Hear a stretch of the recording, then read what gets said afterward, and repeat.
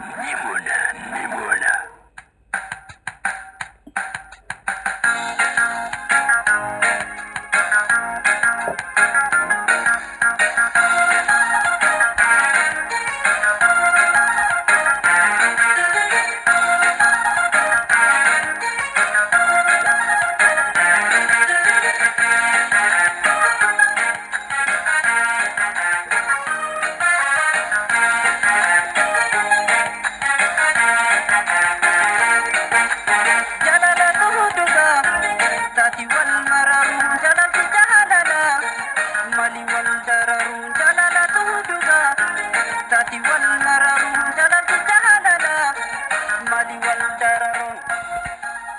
Jaalalatuu dhugaa taati wal mararuu jaalalti jaalalaa maaliif wal dararuu jirraa jirtuu jennee dhageeffattootaa fi kabajamtoota daawwattoota milkoo orootuubi nagaan keenya bakka jirtan hundattuyyuu isiniif haa qaqqabu.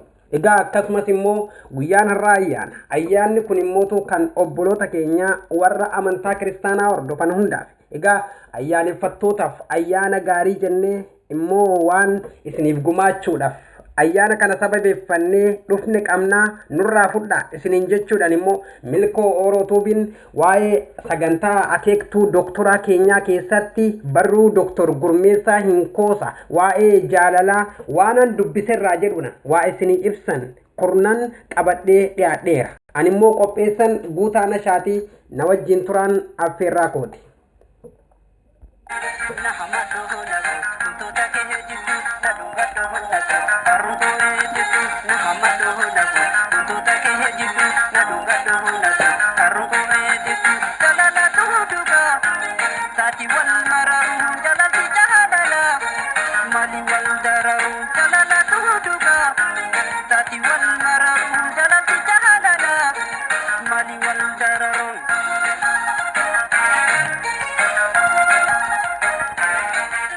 Egaa akkuma sileefiniin jenne sagantaa keenyaa qopheeffannee kan dhufne har'ammoo waa'ee dhimma akeektuu doktoraa jedhu qabannee sagantaa keenya torbaan keessatti al tokko isiniif dhiyeessuudha saganteeffannee irratti waan isinii qoonnu qabnaa nu wajjin tura.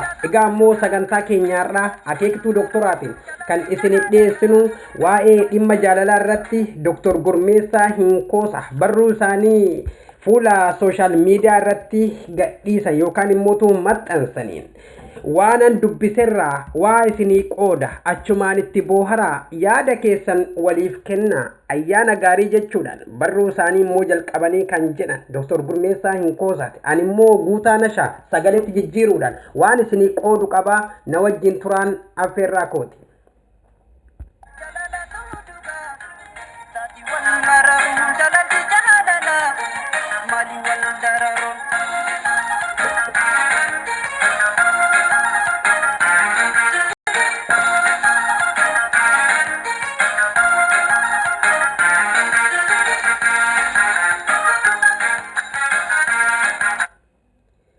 Egaa sirbaan booda deebinee dhufneerra. Egaa sirba kana wantin isin affeerreef ergaan sirbichaatii fi yaadichi asii ka'u waan wal fakkaatuuf sirba kana jalqabne nuuf kolcha. Egaa ammoo nagaa keenya amma sirra deebine bakka jirtan hundattuyyuu nagaan keenya isiniif haa qaqqabu. Kun milkoo orootuubiiti. Egaa milkoo orootuubiin torbaan keessatti al tokko sagantaa godhatee kan isiniif dhiyeessu waa'ee akeektuu doktoraati. Akeektuu doktoraa keenyaarraa akkuma sila isinii jedhuudhaaf yaallee waa'ee doktor Gurmeessaa Hinkoosaa barruu isaanii waa'ee dhimma jaalalaa amaloota jaalalaa fayya qabeessa kurnan jechuun waan nu eeran immoo sagaleetti jijjiiree isiniif qooduufan jira na wajjin tura. Amaloota jaalalaa fayya qabeessa kurnan tokko jedhanii barruu isaanii kan jalqaban doktor Gurmeessaa Hinkoosan yoo balleessaa walirratti argan hiriyaa biratti hin haasa'an Facebook irratti post hin godhan fi namoota birootti haasa'an kallattumaan walitti himu. Lama jechoota kana sadan ni jaaladha galatoomi dhiifama bakka isan barbaachisan hundatti utuu ofiin hin qabin fayyadamu. Sadii jireenya waliinii akkuma qaban jireenya dhuunfaa ofis ni qabu.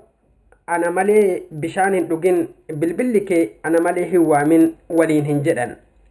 Jireenya waliinii akkuma qaban jireenya dhuunfaa isaaniifis kabajaaf bakka qabu. Jireenyi isaanii parsantiin 100 kan waliinii hin ta'u.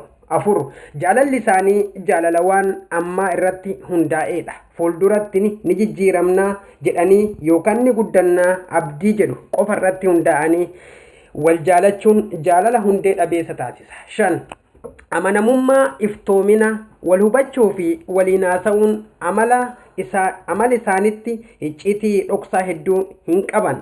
6 jaalliwwan lamaan yookaan waliin qunnamtii saalaa raawwatan ta'eef lameen isaaniyyuu wal gammachiisu ta'uu baannaan jaalalli isaan lameen gidduu jiru dhugaa ta'uunsaa hin amansiisu. 7 yeroo qaamaan wal arganis ta'e yeroo bilbilaan walitti haasa'an isaa yookaan ishii jaalalli isaa yookaan ishii sirriitti kolfisiisaa ni gammachiisas. Waliin hin kolfan waliin hin gammadan taanaan haasa'an isaanii wal jibbisiisaa deema. 8 jaalliwwan lama maatii fi hiriyoota waliif kabaju waliif jaalatu. Gurbaan sababa cimaa osoo hin qabaatin maatii jaalallee isaa hin jibbu yookaan intalti sababa hammaataa tokko malee maatii jaalallee ishii hin jibbitu. Jaalala dhugaa qabdi jechuun ulfaataadha. 9 garaagarummaa walii hubatanii waliif kabajanii waliif danda'anii jiraatu. Akkan barbaadettan si bocadha yookaan si tolfadha waliin hin jedhan. Akkuma jiranitti wal jaalatu. 10 wadhabdeen jireenya isaanii keessatti yeroo tokko ni jiraata. Wadhabdeen tasuma hin jiraatu. Tanaan gadi fageenya jaalala isaanii shakkisiisaadha jedhu. Akkasumas immoo wadhabdeen jireenya isaanii keessatti yeroo tokko ni jiraata. Wadhabdeen tasuma hin jiraatu taanaan gadi fageenya jaalala isaanii shakkisiisaadha jechuudhaan barruu isaanii kan xumuran Dr. Gurmeessaa Inkoosaa egaa wal jaaladha koronaa ofirraa eegaa jechuun barruu isaanii erga xumuraniin boodas ayyaana gaarii jechuudhaan ayyaaneffattootaaf ayyaana dhaamaniiru. Egaa nus qopheeffannee turre kan akeekitu doktora keenyaarraa xumurreerraa nagaan nuuf turaa. Olmaa gaarii nutis immoo ayyaana gaarii isiniin jenneerraa olmaa gaarii isiniif haa ta'u.